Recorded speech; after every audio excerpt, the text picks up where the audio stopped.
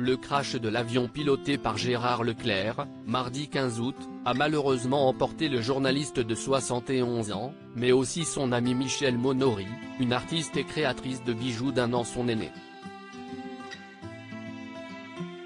Cette dernière, qui était la fille de l'ancien ministre René Monory, décédé en 2009, laisse derrière elle ses 2 enfants, issus de son second mariage avec Jean-Louis Maillet. Clovis, né en 1981 et qui est devenu historien, s'est confié dans les colonnes de la Nouvelle République au sujet de la disparition de sa mère, le lendemain du drame. Très vite, cet artiste-performeur s'est rendu compte que quelque chose n'allait pas lorsque la communication a été brutalement interrompue.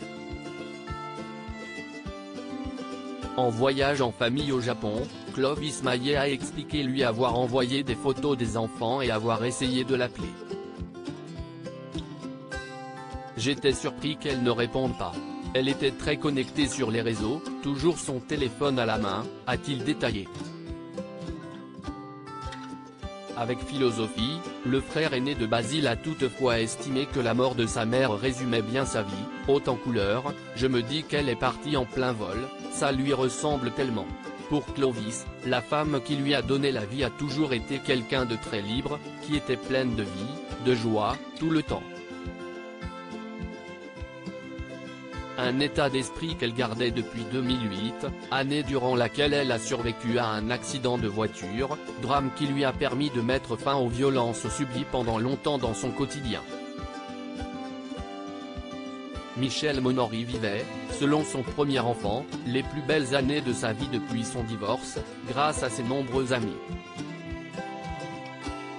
Supérieur à ces tragiques décès de personnalités qui ont déjà marqué l'année 2023, une personne hors du commun et son décès, Michèle Monory semblait l'avoir anticipé, pour que ses proches sachent ce qu'elle attendait exactement de ses obsèques.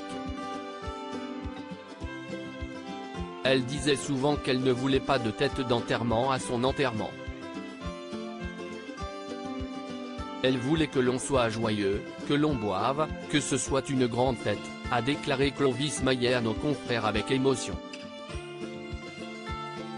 Dans les colonnes de la Nouvelle République, une amie de la victime du crash, Lynn Stambouli, productrice de musique électronique, a salué la mémoire de la défunte, qu'elle admirait énormément. Michèle, c'est une femme qui avait besoin de rendre les gens libres. C'était une personnalité hors du commun. Pour les artistes, elle était d'un soutien incontestable. Elle les soutenait dans tout ce qu'ils faisaient. Pour elle, c'était toujours le chemin qui était important, a-t-elle affirmé avec tendresse. Article écrit avec la collaboration de 6 médias Crédit Photo, Jack Tribeca.